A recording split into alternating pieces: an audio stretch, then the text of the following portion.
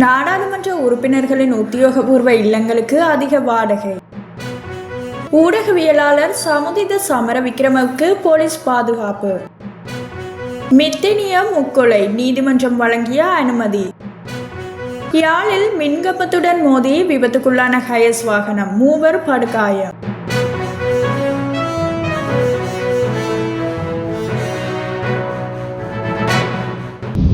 மாதி விலையிலுள்ள நாடாளுமன்ற உறுப்பினர்களின் உத்தியோகபூர்வ இல்லங்களுக்கு குறைந்த வாடகை வசூலிக்கப்படுவதால் அரசாங்கத்துக்கு ஆண்டுதோறும் பெரிய அளவில் இழப்பு ஏற்பட்டு வருவதாக செய்திகள் வெளியாகியுள்ளன. எம்பிக்களின் அதிகாரப்பூர்வ இல்லத்துக்கு 2000 ரூபாய் மட்டுமே மாதாந்த கட்டணமாக அறவிடப்படுவதாக கூறப்படுகின்றது. நாட்டின் தற்போதைய சூழ்நிலையுடன் ஒப்பிடும்போது எம்பிக்களுக்கான வீட்டு வாடகைகள் அதிகரிக்கப்பட வேண்டும் என்றும் பல கட்சிகள் அரசாங்கத்திடம் சுட்டிக்காட்டியுள்ளன. இழப்பை ஈடுகட்ட இந்த வீடுகள் ஒவ்வொன்றுக்கும் குறைந்தது 15,000 அல்லது 20,000 ரூபாய் வசூலிக்கப்பட வேண்டும் என்றும் வலியுறுத்தப்பட்டுள்ளது. ஊடகவியலாளர் சமுதித சமரவிக்ரமவுக்கு கடந்த 20ஆம் தேதி தொடக்கம் மீண்டும் போலீஸ் பாதுகாப்பு வழங்க நடவடிக்கை மேற்கொள்ளப்பட்டுள்ளது. அதன்படி சமுதித சமரவிக்ரமவுக்கு அமைச்சர் பாதுகாப்பு பிரிவு அதிகாரிகள் 4 பேரை வழங்கியுள்ளதுடன் அவர்கள் நால்வரும் சமுதிதவுக்கு மற்றும் அவருடைய வீட்டுக்கு பாதுகாப்பு வழங்க நியமிக்க நடவடிக்கை மேற்கொள்ளப்பட்டுள்ளதாக போலீஸ் ஊடக பேச்சாளர் புத்திக மனதுங்க தெரிவித்தார்.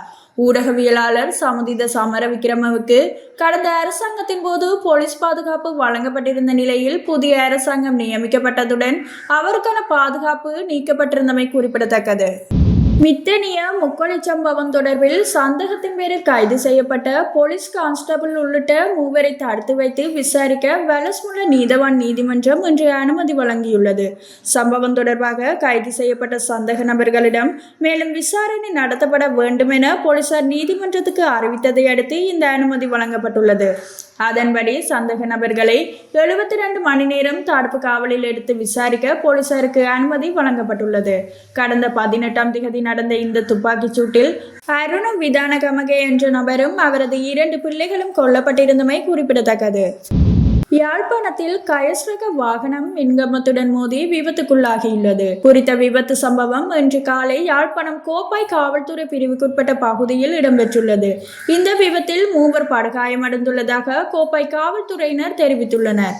சம்பவம் தொடர்பில் மேலும் தெரிய வருகையில் வேக கட்டுப்பாட்டை இழந்த கயஸ் வாகனம் மின்கம்பத்துடன் மோதி விபத்து சம்பவித்துள்ளதாக காவல்துறையினர் தெரிவித்துள்ளனர். விபத்தில் படுகாயமடைந்த 3 மேலதிக சிகிச்சைக்காக யாழ்ப்பாணம் போதனா வைத்தியசாலையில் அனுமதிக்கப்பட்டுள்ளனர். இந்த நிலையில் சம்பவம் தொடர்பில் கோப்பாய் காவல்துறையினர் மேலதிக விசாரணைகளை முன்னெடுத்து வருகின்றமை குறிப்பிடத்தக்கது. ஒன்றிணைந்த வேலை திட்டத்தினூடாக யானை ரயில் மோதலுக்கு தீர்வு வழங்குமாறு எதிர்க்கட்சி தலைவர் சஜித் பிரேமதாச தெரிவித்துள்ளார். நாடாளுமன்றத்தில் இன்று கருத்து தெரிவிக்கும் போது அவர் இதனை தெரிவித்துள்ளார்.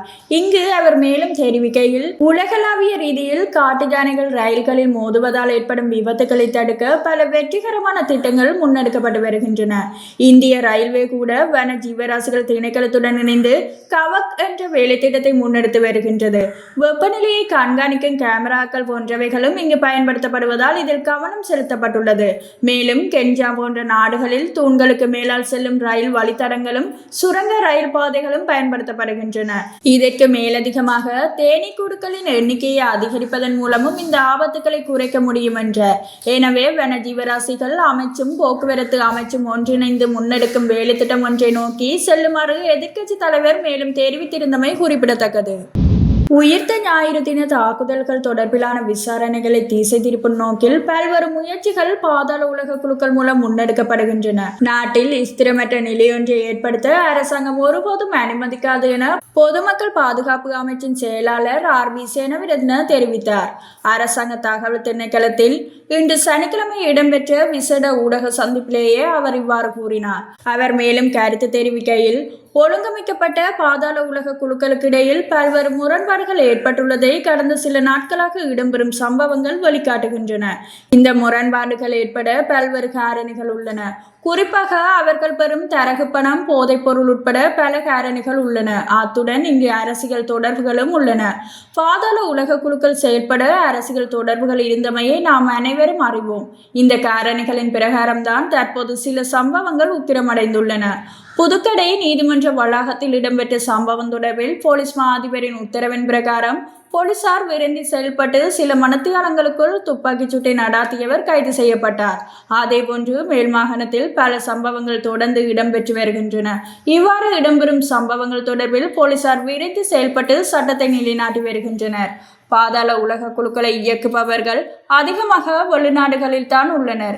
இது தொடர்பில் உரிய அரசுகளுடன் கலந்துரையாடி சந்தேக நபர்களை உள்நாட்டுக்கு அழைத்து வரும் அதிகாரம் போலீசாருக்கு வழங்கப்பட்டுள்ளது. இதுவரை 9 சந்தேக நபர்கள் நாட்டுக்கு அழைத்து வரப்பட்டுள்ளனர். இவ்வாறு நாட்டுக்கு வெளியிலுள்ள சந்தேக நபர்கள் தொடர்பிலான சிவப்பு எச்சரிக்கையை இன்டர்போலிடம் வழங்கியுள்ளோம். அவ்வாறு வழங்கப்பட்ட தகவலின் பிரகாரம்தான் சில சந்தேக நபர்கள் நாட்டுக்கு அழைத்து வரப்பட்டுள்ளனர். பாதாள உலக குழுக்களின் இருப்புக்கு கடந்த காலத்தில் சில அரசியல் ஆதரவுகள் இருந்துள்ளன.